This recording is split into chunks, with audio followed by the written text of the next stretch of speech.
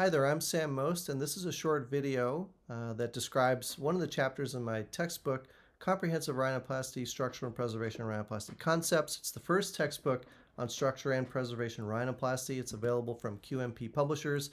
We're very lucky to have received such fabulous reviews. I'm doing a series of videos on the various parts of the textbook and the chapters. There are 5 sections to the textbook. Section 1 is on operative planning and preparation and evaluation of the patient. Part 2 is primary rhinoplasty structure and preservation methods. It encompasses 5 chapters, or 6 chapters, itself. Part 3 is revision rhinoplasty. Part 4 is special topics, including non-Caucasian rhinoplasty and crooked nose and other things. And part 5 is a series of cases with details about exactly how each case was treated. The book includes 4 full videos and is interspersed with videos throughout the textbook on specific methods. So if you see a little symbol, you can just go to that spot on the app and you'll be able to see a video describing that technique. So let's dive into part 2 now. The first chapter is chapter 5, Surgery of the Nasal Septum. Now, Caudle famously said, as goes the septum, so goes the nose, or something like that, to paraphrase him. And it's really important to understand how to treat the nasal septum. When I'm teaching plastic surgeons and facial plastic surgeons, I always say you really need to be able to understand how to control the septum if you want to do a good rhinoplasty. Because most of the time, the septum may not be in perfect position for you, and you need to be able to understand how to manipulate it, get it into the midline, to fix the airway, to harvest grafts, and so on. And so this is the basic anatomy of the septum, which I think everybody is familiar with. And this is showing the quadrangular cartilage, the perpendicular plate of ethmoid, or PPE, and the vomer. The anterior septal angle, the posterior septal angle are shown, and the nasal spine. Now, what's important about the posterior septal angle is to notice that it often extends anterior to the nasal spine. And so when we're evaluating patients for septoplasty, or whether we're going to do an open technique or whether we're going to do an endonasal technique, it's important to understand where the deviation lies. If the deviation lies posterior to this dotted line, then usually it's a patient you can treat with a standard L-strut septoplasty. If it's anterior to this, rather than try lots of these other things like scoring or splinting and so on, I perform an extracorporeal septoplasty. Now, a standard endonasal septoplasty is something I think that most of you are probably familiar with. It's an incision. I always do a left hemitransfixion incision just out of habit. And you want to dissect a submucoperichondrial plane. The bottom image shows that mucoperichondrium, which was left on this particular graft, being peeled away. And this provides you with a nice strong flap, reduces the risk of perforations and so on. And when you do this, you should not create a right angle anteriorly. And so this is attempting to show a curve there.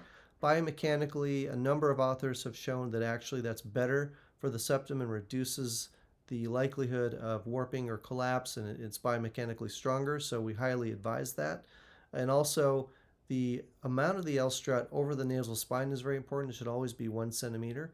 You should not measure 1 centimeter posterior to the posterior septal angle, because you may be shorting the amount of support that you have. That's also been shown biomechanically by some authors out of South Korea. So what happens when you don't adhere to these guidelines? Something like this can happen, as shown in the top. This patient did not have a septum that looked like that preoperatively. The L-strut was not adequately preserved, and it warped out of position, postoperatively fell off the spine, and because of the biomechanical forces on it, actually twisted more. And this is just showing an extracorporeal septoplasty, anterior septal reconstruction, which I'll describe in a minute, which we did for this patient. Of course, we had to use a rib graft, unfortunately for him. So what is anterior septal reconstruction? My friend and colleague Wolfgang Gubisch described full extracorporeal septoplasty. We described a modified technique whereby we preserve a portion of the strut dorsally about 20 plus years ago, and it was, I think, the first time it was shown with outcomes, and it was popularized after that, I think, because of that. We go into detail and show videos. Actually, one of the full videos in the textbook shows this technique in detail. And so it's a really useful technique to have. I'll do this routinely in aesthetic rhinoplasty if I need to control that anterior septum and get it into the midline.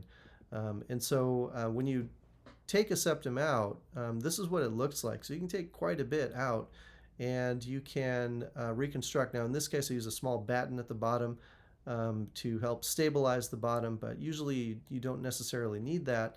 You place this in the nasal spine, you can suture it, or you can, if the groove is deep enough, you don't need to do that. And I know some of my colleagues have questioned that, but really if the groove is really deep and you create a nice notch, you won't need to. But if the groove is not deep or there's some other issues, then it's easy enough to drill a hole in the nasal spine and secure it, and then you can reconstruct the septum in the midline. And so this is a very powerful technique. And I'd say that in my practice, I do this more often than not when I already am doing an external rhinoplasty. Of course, I see patients with very severe septal deviations anyway, and that's part of the reason. But in my practice, it's very common for me to perform a modified extracorporeal septoplasty or anterior septal reconstruction.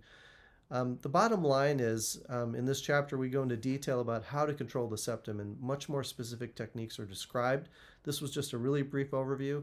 The key points are understanding nasal septal anatomy, understanding the function of the septum and support, understanding that you can reconstruct the septum, preserving that dorsal strut will make it much easier for you, and assessing that septum and making sure the base of the septum is the midline is very key, particularly if you're doing structural rhinoplasty techniques and a structural tip, which we'll describe in our chapters on tip surgery later on. I hope you enjoyed this brief overview of the chapter. If you like it, check out the textbook, QMP Publishers, Structure and Preservation Rhinoplasty. Thank you.